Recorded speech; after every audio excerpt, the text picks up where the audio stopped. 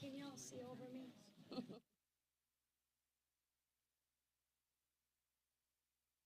am honored to be here today with my fellow House Republican colleagues. Today's historic Supreme Court decision is a victory for the sanctity of life. It will save countless innocent children. House Republicans are incredibly grateful for the pro-life movement's tireless efforts for decades, leading to this day to give a voice to the voiceless and protect our most vulnerable, unborn babies. As a new mom, I know there is nothing more extraordinary than the miracle of life. Hearing Sam's heartbeat for the first time, I'm gonna cry, was the greatest blessing and gift for our family. And I stand unified with my Republican colleagues in protecting and promoting the right to life. I'm proud to introduce a pro-life leader and our ranking member of Energy and Commerce, Kathy McMorris Rogers.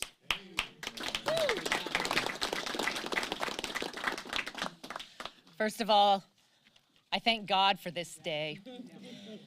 Thank God that his mercies are new each day, and he is the giver of life. And I ask for the next 50 years and beyond in our country, how are we going to define the greatest human rights issue of our generation? This Supreme Court decision marks a chance for us to restore hope and healing to every family in this country, moms and children at every stage of life. And may it begin with each one of us doing our part to protect and celebrate all life in this greatest experiment greatest experiment in self-governance that the world has ever known. However, Speaker Pelosi and the Democrats are forcing an extreme agenda on America through their Abortion on Demand Until Birth Act. It would nationalize abortion all across this nation, making America just as radical as China and North Korea. It legalizes discriminatory abortions at every stage based upon sex, race, or disability. It overrides state laws that protect women from coercion. There's no part of this that celebrates the life, the dignity, the value of every life. I think about my friend, Chloe. Chloe is a beautiful, smart young lady with Down syndrome. And at 18, she's appeared before the UN twice and spoken. And she told the world, embrace, don't erase Down syndrome. She's helped pass laws at the state level that would make sure that parents, when they receive that prenatal diagnosis of having a baby with Down syndrome, that they would actually get accurate information as to the potential of that life. Democrats want to eliminate laws like Chloe's. We must stand together and say, enough. The court affirmed today that every life is worth living. My hope, my prayer is that America will reclaim our identity as a nation whose God-given rights are life, liberty, and the pursuit of happiness for all. And I'm pleased to introduce a gentleman who's made it his life's mission to protect life and reclaim life in America, Chris Smith, gentleman from New Jersey. Oh, there you are. Good. Thank you so much. Today, ladies and gentlemen, is a brand new opportunity to defend the weakest and most vulnerable from the violence of abortion. And that includes the baby and the mother, the co-victim of every abortion. For decades, right up to this very moment, abortion advocates have gone to extraordinary lengths to ignore, trivialize, and cover up the battered baby victim. They've aggressively fostered a culture of denial, disrespect, a culture of death, and a bias against babies. You know, back in 1973, the Supreme Court, in an infamous decision called Roe versus Wade, which you all know about, said we need not resolve the difficult question of when human life begins.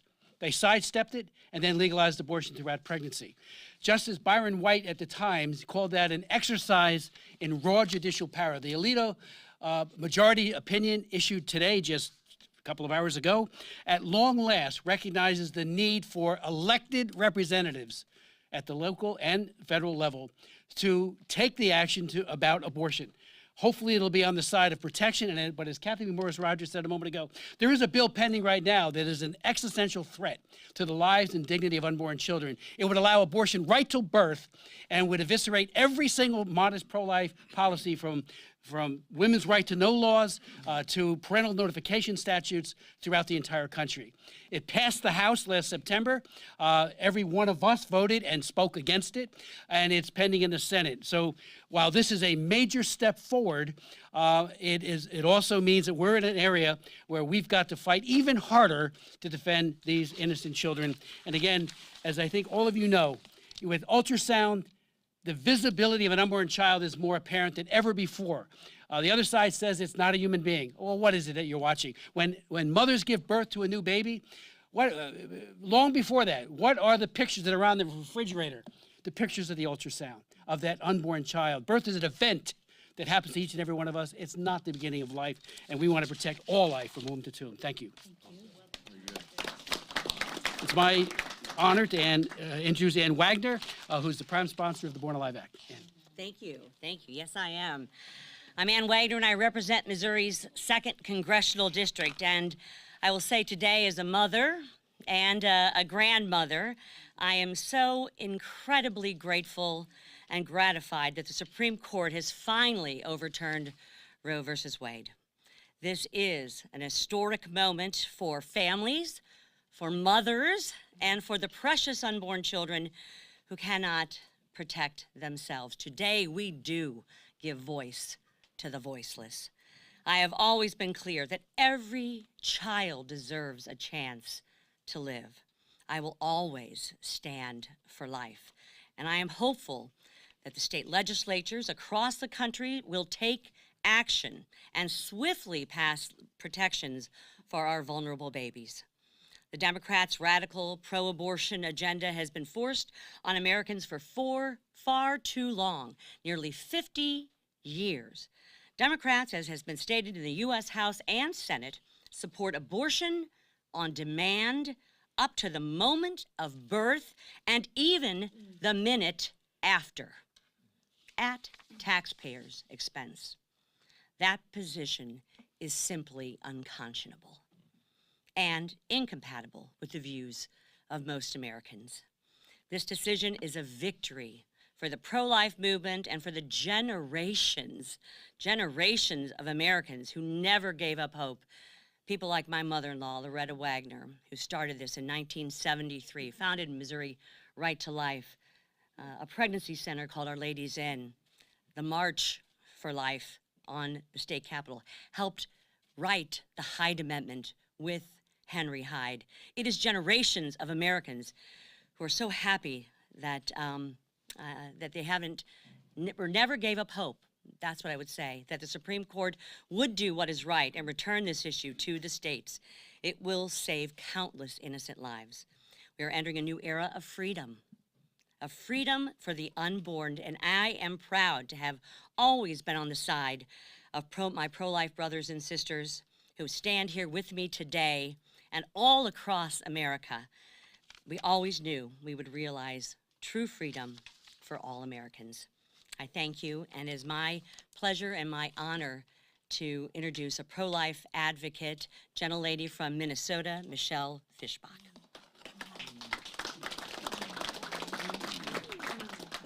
And thank you very much. This is certainly a day that pro-lifers have been waiting for 49 years. Today's Supreme Court decision was a step to protect the most precious and basic right, the right to life. Roe versus Wade was unconstitutional. The pro-life community has always known this. Every innocent life is precious, from conception until natural death.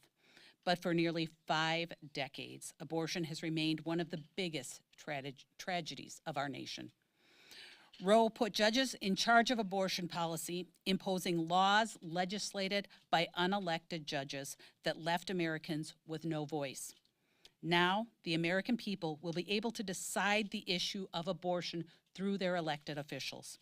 This is what democracy looks like. Elected leaders accountable to the people they represent, that propose and pass laws that people support. The Constitution gives the people this job, and the people are ready to protect life. Thank you very much, and it is my honor to introduce Representative Julia Letlow. Thank you. Great job.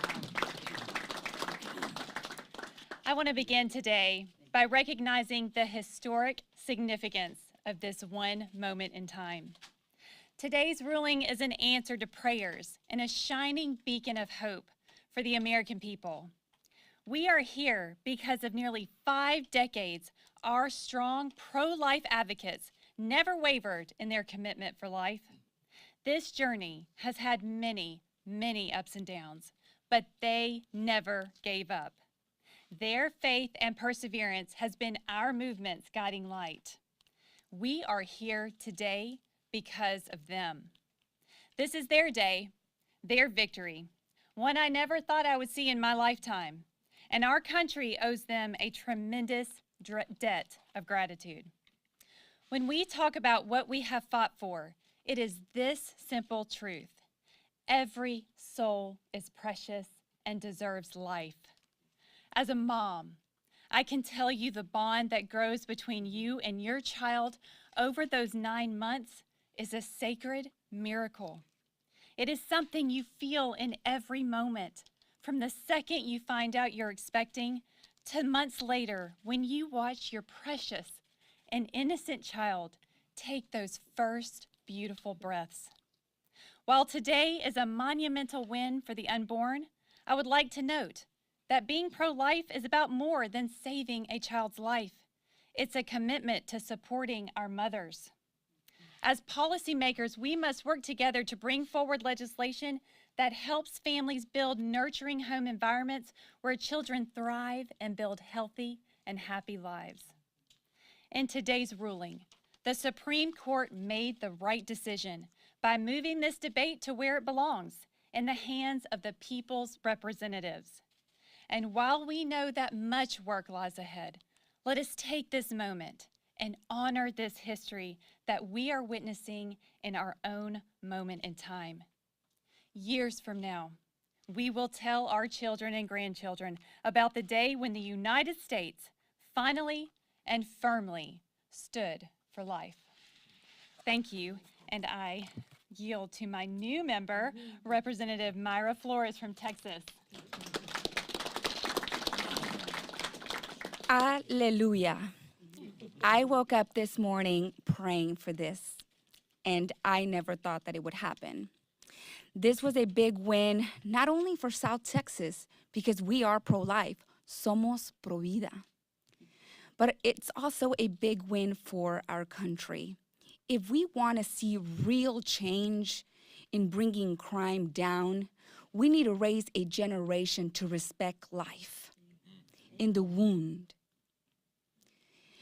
Esta victoria es para nuestra comunidad hispana. Y si tanto orgullo tenemos de nuestra gente, debemos de defender la vida. Si tanto orgullo tenemos de nuestra cultura, de nuestros valores, de nuestras raíces, debemos de defender nuestra gente. Porque la vida no tiene precio. Thank you so much. And now, Whip Steve Scalise, que siempre ha defendido la vida también. Es un orgullo para mí presentarlo, porque necesitamos más personas como él, que entiende el valor no solamente de nuestra comunidad aquí en este país, pero que defiende la vida de nuestra comunidad hispana, que para mí es muy valiosa. Siempre tendré orgullo de donde soy, de quién soy, de mi familia. Gracias, Steve Scalise, por siempre defender la vida de nuestra comunidad. Thank you for always defending the life of the unborn.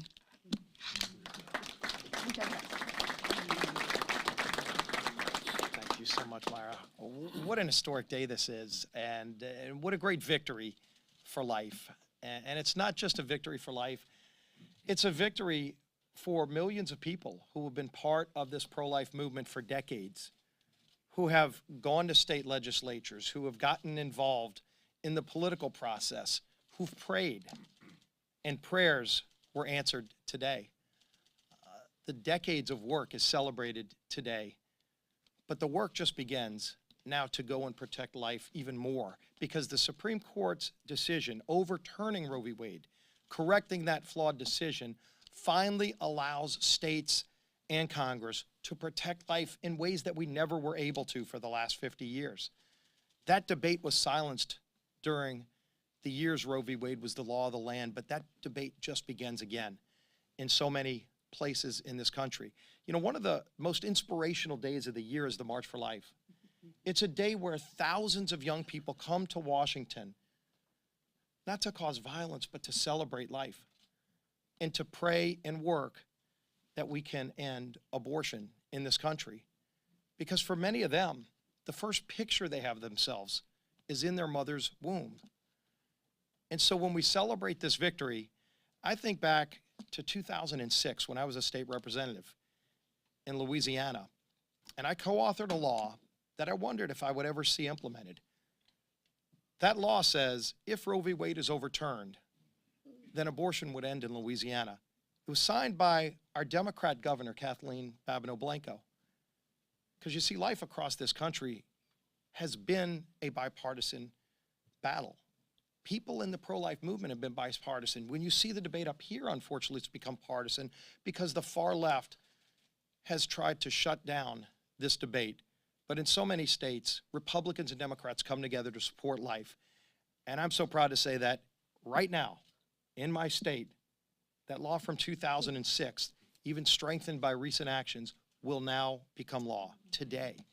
I wondered if I would see that, but I now see that moment. And about a dozen other states are going to have their similar laws take effect right now on this historic day. And many other states are going to start a renewed debate that had been shut down for decades, but finally begins anew. God bless life. God answers prayers. And with that, let me bring up our leader, Kevin McCarthy.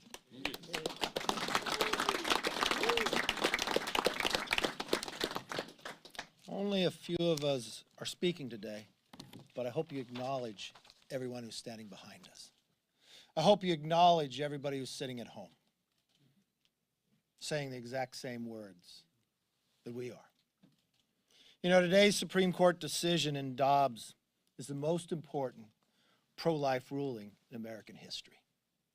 By a vote of 6-3, the court affirmed that the power to protect unborn life is returned to the people and their elected representatives. The people have won a victory. The right to life has been vindicated. The voiceless will finally have a voice. This great nation can now live up to its core principle that all are created equal, not born equal, created equal. Americans celebrate this historic victory because we know it will save the lives of millions of children and it will give families hope. But as encouraging as today's decision is, our work is far from done. Americans remain one of only 7 countries on earth that allow elective abortions in the 3rd trimester. Of those 7 countries that America's one of them, there's 2 others, China and North Korea. That is radical. The House Democrats continue to support it against the wishes of the American people. This Congress, every House Democrat has voted for extreme policies, like taxpayer-funded abortion on demand until the point of birth. But Democrats' radical agenda does not have America's support. To the contrary, America rejects it because they remain committed to our values and our principles.